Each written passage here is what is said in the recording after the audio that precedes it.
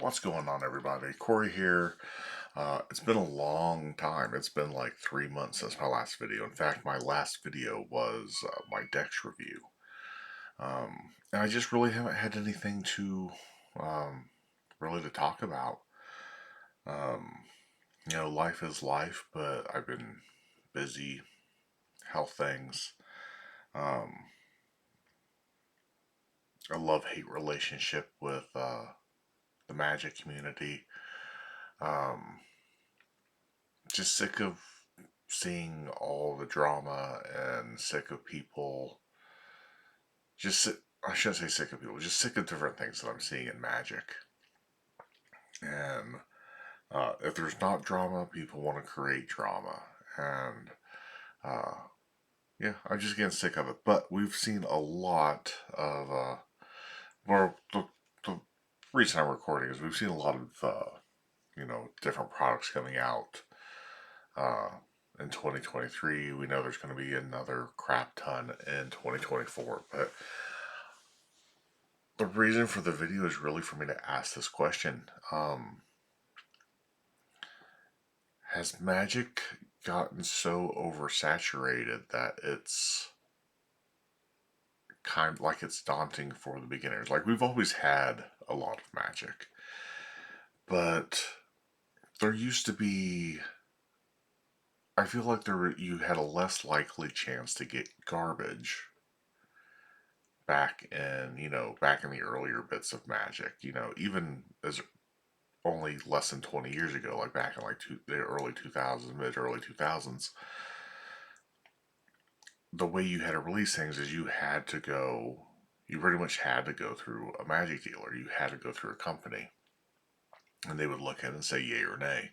And now you can release stuff on your own. You can release stuff through like the little Penguin's little platform by just submitting a trick, and it doesn't seem like it even has to be good as long as like you're wanting to just put it up there and do whatever with it. Because I don't think Penguin even monitors those downloads.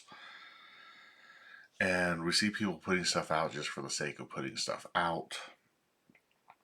And then we've created this weird toxic groupy environment, this like wand lizard environment where you cabbage on to a specific magician despite if most of their stuff is garbage, you know, if they're garbage, but you become a fanboy of these people and you buy their stuff, and they could just piss in a cup and you would talk about how great the product is.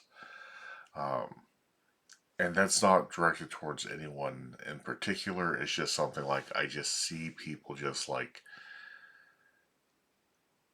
always like every product that comes out, oh, this is the greatest thing, or you've got to get this, and like you look, it's like this isn't a great product. Or you see people like, I don't know, the hype train in Magic is so real right now, and it's causing people to buy stuff that they don't really want, that they're not going to perform, that's maybe not good or not a good fit for them. Um, coming from, we've all been beginners. We all know what it's like. When you first get into Magic, you get really excited. You want to buy everything. You don't. You're trying to find your identity in Magic, and usually within about a year or so, usually you've kind of like, okay, I really like this, so this is going to be my focus. And then you realize, like, okay, I can buy books, and that's going to teach me, like, I don't need anything else for a card trick. Like, I've got like these 4 books that have just amazing card tricks, or I've got these 4 books that have amazing coin stuff.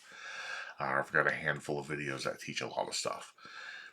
And now, like, we've got so much that's a single trick, and I can't argue with that so much. Like, I've got my False Recollections that's out, and that's a single trick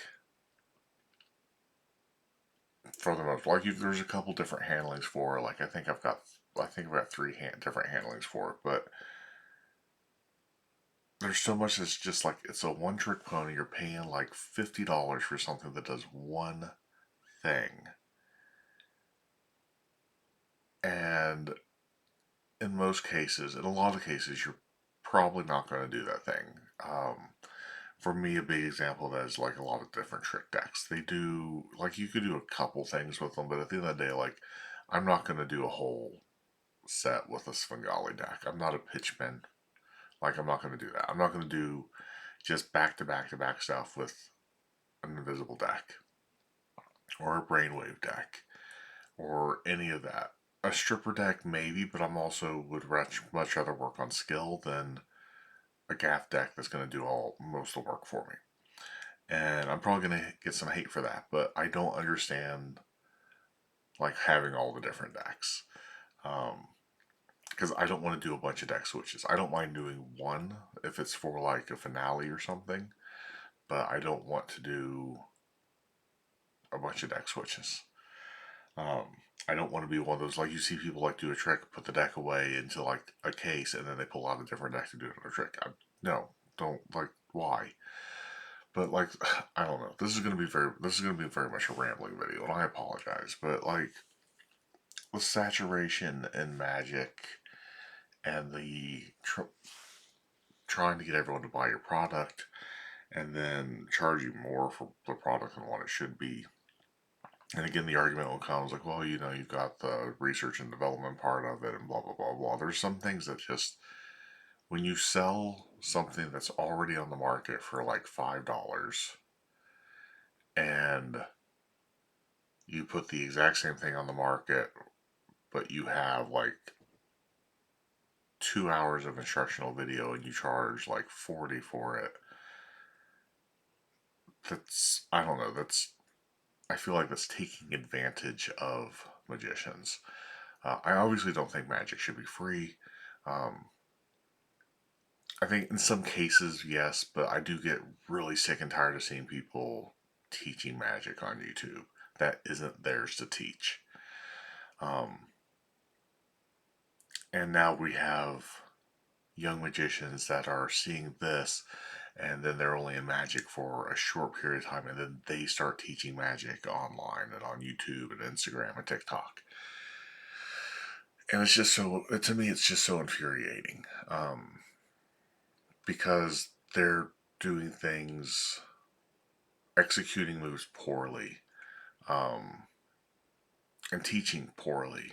And it's all about, you know, chasing down the likes and the subscriptions and the follows and everything. It's, I don't know. I've got a lot of pet peeves around Magic. I always have. I've been involved in Magic for almost all my life, and I've been there at the starting kid out, and then I've taken the break and come back and like, oh, got really excited about things and spent like 2 months buying just a ton of crap, and then be like, okay, I don't need all this. Like this is what I do, and this is what I'm going to learn, and this is what I'm going to perform. So, and I've never understood the just doing things for clout, basically. That's not magic. That's, to me, that's you selling out. That's, you're trying to earn a buck. You're trying to get yourself famous, and that's not what magic's about. Um, but again, that's just a rant, ramble, or whatever on the situation. Um, I've thought about teaching some stuff in like private channels, like on my Discord, Magic in the Moment. I've thought about hosting like a couple videos of teaching counts. I see so many people do the Elmsley count horribly. I hate if you're doing it your fingertips. Stop. That's not how you do an Elmsley count. I see people who don't know anything about like the Jordan count or how to practice it, or they do it poorly. And I'm not an expert on the Jordan count, but I can give some tips to do it a little bit better at least. Gemini count, I see people just completely like brush that off like it's nothing. Um, and that makes me sad because Gemini count, Elmsley count, and Jordan counts are great um, for a lot of different things. Um, but yeah, I thought about teaching those on my in my Discord or sharing them in other Magic Discords, but not to the general public. Like, I don't think I'd ever post that on YouTube to teach the general public. And there's always the argument, it's like, oh, well, you have to be looking for magic in order to get those videos because you're not going to get suggested to you. And that's not true. You can let people lie about the algorithm all you want, but it takes almost nothing to start getting uh, magic tutorials recommended to you. I've tested it on several different Google accounts with fresh, never used before. Started up that day. There's nothing in the email about being magic or anything. And going to YouTube and not looking at magic. And usually every single time, with between two weeks to a month, I start getting recommendations for magic tutorials and magic stuff because I've looked up a board game and how to play a board game, or I've looked up like Las Vegas and watched a couple of videos with that. Like, the algorithm doesn't really care what you watch. I can go to my account that I use on a daily and I get recommended stuff that I've never once looked at, never once talked about. So the argument for like, oh well, you're not going to get it if you're not looking it up is not true. It will get there. You can try it out for yourself without looking at magic. You will eventually start getting magic stuff. And I think that's all just on how people tag, because people tag the hell out of things. Even though YouTube tries to say those tags don't mean anything. Even when I upload my own things and I add a tag, it's like YouTube's like, oh, we don't use this. No one's gonna find it with this stuff. We're gonna just recommend those things basically. So I don't know. Very like I said, very rambly, ranty kind of video. Low key. It's Christmas Eve, but I just wanted to get a video out there. I'm not even. I don't even think I want to edit this. I'm just gonna throw it up raw dog, because that's kind of how I'm feeling today. Um, but yeah, I do think, on a positive note, I do think there's going to be some people to really watch in 2024, that are great magicians. Some that are already making an impact, like Caroline Raven, Raven. I don't know. I absolutely adore her. I think she's brilliant. Great performer. She does annoy me a little bit, but I getting past that. That's just personal. Like, have gripes about a lot of people and how they are and personality traits and kind of like how they act. And most people would be like, okay, well, that's nothing. That doesn't shouldn't bother you. But like, just like people, sometimes personalities just kind of bother me. But she's a great magician. Um, Gabrielle Leicester. Oh gosh, I'm not gonna pull it up. But again, another amazing magician. Um, she's going to go so far in magic. Um, and she's doing amazing things. I've watched a few of her videos, and she's absolutely amazing. And super young. I think she's still a teenager. She might be maybe in her early 20s, but she is killing it. Um, let's see who else. I'm drawing a blank on some people, because I've tried to kind of separate myself from a lot of the magic community recently. My cat is banging at my door. Um, oh, Jackie U. That's right, right? It's early. It's like 7 in the morning here, and I've been up since 5. Um, he annoys me, but does amazing things. He is starting to go the way of Penn and Teller a little bit, which kind of bugs me. Um, like, it's still fooling stuff. Like, he's showing like, oh, this is how it works, but that's not really how it works.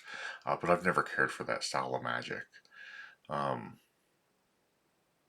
I don't like the whole like, hey, this is this, throw a red herring and like you're exposing a method and then doing a different method. I don't care for that. But it doesn't take away from the fact that he is brilliant and has some great stuff out there. Um, Releases this year, I don't know if I care about any. My goal for 2024 is really not to buy any magic.